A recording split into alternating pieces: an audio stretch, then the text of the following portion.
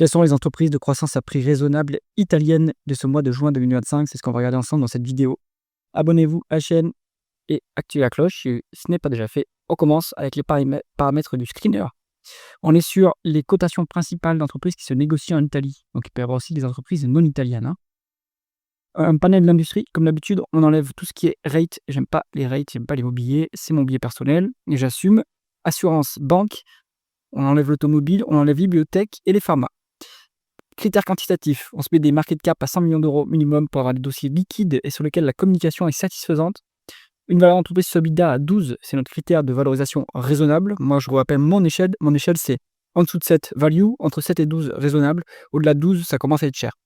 3 fois l'EBITDA en dette nette pour avoir des dossiers pas trop fragiles. Croissance du chiffre d'affaires de 7% en rythme annualisé sur 5 ans et de 7% en rythme annualisé sur un an. Comme ça, on a des dossiers pour lesquels le momentum se poursuit. Momentum de croissance, évidemment. Et pareil pour les free cash flow, on veut 3% de croissance des free cash flow sur 5 ans en rythme annualisé, minimum, hein, comme ça, on a des entreprises qui dégagent un peu du cash déjà pour les actionnaires. On y va, on a 5 dossiers qui ressortent dans cette liste. Les colonnes, comme d'habitude, symbole de cotation boursière de l'entreprise, nom de l'entreprise, industrie dans laquelle elle opère, les capitalisations boursières en milliards de dollars, pardon, parce qu'on l'a pas en euros dans cet écran, malheureusement, mais bon, c'est à peu près, vous pouvez faire la traduction. Croissance du chiffre d'affaires en rythme annualisé sur 5 ans. Les valorisations en VE sur EBITDA, ratio court bénéfice, ratio court free cash flow. La valorisation par rapport aux actifs tangibles, mais ici on ne va pas en tenir compte. Le rendement des capitaux investis, le rendement des fonds propres, on ne va pas tenir compte des rendements des fonds propres vu qu'on n'a pas de financière. L'endettement en termes de dette nette sur EBITDA, rendement du dividende, rendement actionnaire qui inclut rachat d'actions ou dilution potentielle, free cash flow par rapport au bénéfice net et payout ratio. Le payout ratio, c'est la proportion de bénéfices versés en dividendes. Mais il faut se rappeler que les dividendes sont versés évidemment avec les free cash flow. Donc il faut qu'il y ait une adéquation entre free cash flow et bénéfice net. La première entreprise de la liste, c'est Prysmian. Prysmian, ils font du câble électrique. Donc c'est à peu près similaire à Nexans en France, mais avec une taille beaucoup plus grosse. 18,5 milliards de dollars de market cap, donc c'est une large cap maintenant. 8% de croissance du chiffre d'affaires en rythme annualisé sur 5 ans, c'est bien, on profite de la tendance de l'électrification. Ça commence à être un peu cher, c'est au-delà de nos critères. 12,6 fois la VO sur EBITDA. Maintenant, vous avez de la croissance et de la qualité, puisqu'on est à 10 en termes de rendement des capitaux investis. En termes de free cash flow, on a 14. Pour moi, au-delà de 15, on commence à être cher. Mais 14, c'est pas trop mal. Donc, c'est une entreprise qui dégage du cash en plus. Maintenant, à mon avis, elle fait plutôt de la croissance externe plus que de la croissance organique. Donc, ça lui permet de dégager des free cash flow. Donc, 2,9 fois l'EBITDA en dette nette, c'est un peu lourd, mais c'est presque au-delà de la limite. Donc attention quand même, il faut surveiller la trajectoire de cette dette. Hein, elle a fortement monté parce qu'il y a eu une acquisition récemment, il me semble. 1,4% de rendement du dividende, 3,3% de rendement de l'actionnaire. Il faut voir si ces actions qui sont rachetées, est-ce qu'elles sont annulées. Si elles ne sont pas annulées, en fait, ça ne vous relue pas en tant qu'actionnaire. Hein, donc, il faut vérifier ça. Free cash flow par rapport au bénéfice net, ils sont plus élevés. Donc, le payout ratio est très largement soutenable. Le dividende va augmenter sur Prysmian sans aucun doute. Bon dossier de croissance. Et qualitatif en plus, le seul point à vérifier, c'est la dette. Si elle baisse, là, vous avez quelque chose qui est quand même pas mal, qui commence à bien se valoriser, mais c'est normal, le dossier est qualitatif. Ensuite, on est sur Iren. Ça, c'est une entreprise qui fait la distribution d'électricité. 4,1 milliards de dollars de market cap. Donc, c'est une grosse cap quand même. 8% de croissance du chiffre d'affaires en rythme annualisé sur 5 ans. J'imagine qu'il y a de la croissance externe là-dessus parce que on n'est pas sur un marché qui est très, très croissant, qui commence à être mature ce marché. En termes de multiples, on est value. 7 en VE sur EBITDA, 13,6 en ratio court bénéfice et 8,7 en ratio court free cash flow. Donc ça c'est bien. Vous avez de la croissance value. Donc ça c'est intéressant. Attention à la qualité par contre. On est à 4,6 en rendement des capitaux investis. C'est pas si rentable que ça. Hein. Donc il faut surveiller cette rentabilité. Est-ce qu'elle va augmenter? Est-ce qu'elle augmente sur les derniers trimestres? Parce que ça c'est pas exceptionnel. 2,6 fois l'EBITDA en dette nette. C'est soutenable, mais c'est un peu lourd. Attention. Après, c'est une utilities, donc en réalité, elle peut s'endetter jusqu'à 5 fois sans problème. Hein. Les utilities ont des taux préférentiels dès qu'elles ont de la visibilité sur les cash flows. 4,6 en rendement du dividende, intéressant, mais moins 8 en rendement d'actionnaire. Qu'est-ce qui s'est passé? Est-ce qu'il y a une augmentation de capital?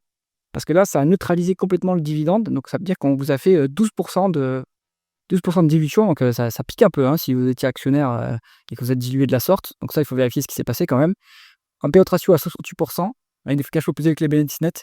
Ce dividende est soutenable, mais de toute façon, ça a été neutralisé. Donc ça, Iren, à mon avis, il y a eu un problème récemment. Il faut quand même vérifier ce qui s'est passé. Ensuite, Aeroporto, ça c'est l'aéroport de Bologne, donc de l'infrastructure.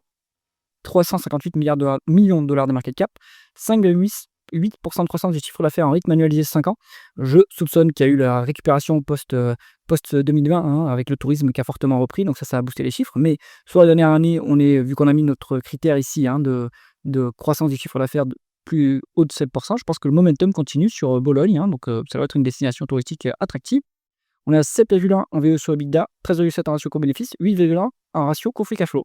On est value sur ce dossier et il y a de la croissance en face, donc c'est pas mal. Hein.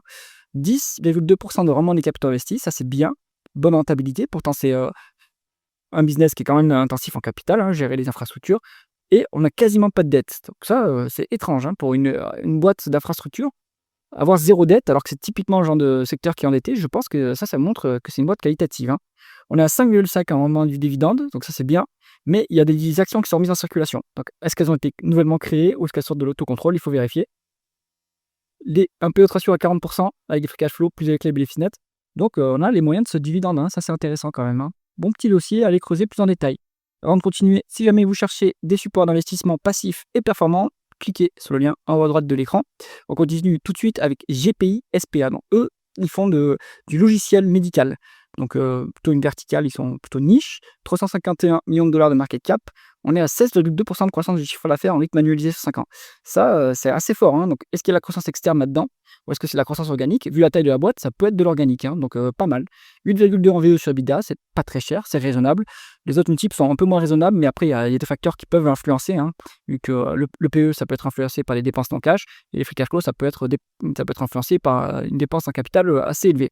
Donc, faut vérifier ça. 4% de rendement des capitaux investis, c'est pas ouf. Maintenant, on est sur une boîte c'est une petite boîte qui fait beaucoup de croissance. J'imagine que c'est une boîte qui a franchi son seuil de rentabilité il n'y a pas très longtemps. Si la trajectoire est haussière sur cette rentabilité, il n'y a pas trop de soucis à mon avis. Hein. 2,5 en termes de dette nette sur EBITDA, oui, il faut s'endetter. C'est pas une boîte qui fait des augmentations de capital, j'imagine. Et du coup, elle doit s'endetter pour financer la croissance. Hein. On n'est pas hyper rentable et en face, on a une forte croissance, donc il faut s'endetter. Donc, ici, on n'est pas au niveau limite, mais il faut surveiller quand même la trajectoire de cette dette. Hein. 4,8% rendement du dividende, intéressant. 4,3% rendement d'actionnaire, bon, c'est à peu près équivalent. Free cash flow égaux au bénéfice net. Il verse du dividende.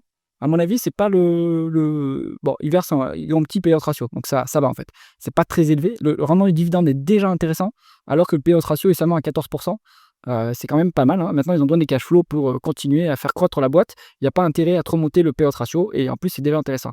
Donc GPI, je pense que quand même, ça se met en watchlist. Hein. Ça a l'air intéressant à creuser. Sabaf. Donc eux, ils font plutôt des pièces mécaniques pour la maison, des charnières, etc. Donc c'est plutôt assez industriel hein, comme business. 212 millions de dollars de market cap, 13% de croissance du chiffre d'affaires en rythme annualisé sur 5 ans. Pareil, sur ce secteur, je ne m'attendais pas à ce qu'il y ait autant de croissance, mais peut-être qu'il y a la croissance externe après. Hein. On est value sur les multiples, 6,600 VE sur EBITDA. En PE, on est donc on fait 7 millions, market cap de 211. Ils sont vraiment pas chers en fait. Hein. Si je ne me trompe pas dans mes calculs, ils sont à tac tac tac. Non, c'est un PE c'est un PE de. Oui, si, en fait, c'est quand même un PE de 30. Hein, donc. Mais attention que les free cash flow sont bien plus élevés que les bénéfices nets. Ils sont à 7,2. Donc, c'est peut-être une boîte qui est mature. Ça doit être de la croissance externe. Et donc, c'est une boîte qui dégage des cash flows, ce qui explique pourquoi le price free cash flow est aussi bas. Vraiment, un capital investi à 5,4%. C'est pas très rentable. À mon avis, c'est capital intensif quand même comme business. 1,7 fois les bidas en dette nette. C'est correct comme endettement, rien à signaler. 4% rendement du dividende, c'est déjà intéressant à ce niveau. Et on a les moyens de le payer puisque en fait on a des free cash flow qui sont 4 fois plus élevés que les bénéfices nets. Donc bon, le payout ratio, il n'est pas ce qu'il est là. Bon, il y a quand même de quoi faire en Italie. Hein. Donc si vous voulez de la large cap qui fait de la croissance sur une thématique qui est porteuse, qui commence à être un peu cher, mais c'est pas exorbitant non plus, Prismian, je pense que c'est bien. Attention à la dette. Irène, je me méfie de ça, là, de la dilution, donc plutôt à l'écart. L'aéroport de Bologne, intéressant, pas trop endetté. Vous avez quand même un bon dividende. Vérifiez juste la dilution ici, si c'est la vraie dilution ou pas. Mais IGPI, je pense que c'est un bon petit dossier de croissance. Il faut vérifier, pareil, la trajectoire de la rentabilité, mais sinon c'est intéressant. Et Sabaf, pourquoi pas? Pourquoi pas également, il faut vérifier juste les PE, les bénéfices nets, pourquoi ils sont aussi bas. Hein, ça peut être une dépense en cash ponctuelle et c'est pas un souci dans ce cas-là. Donc vous avez de quoi faire en Italie. J'espère que cette analyse vous a intéressé. Si c'est le cas, mettez un pouce vers le haut et pensez à vous abonner à la chaîne. À bientôt.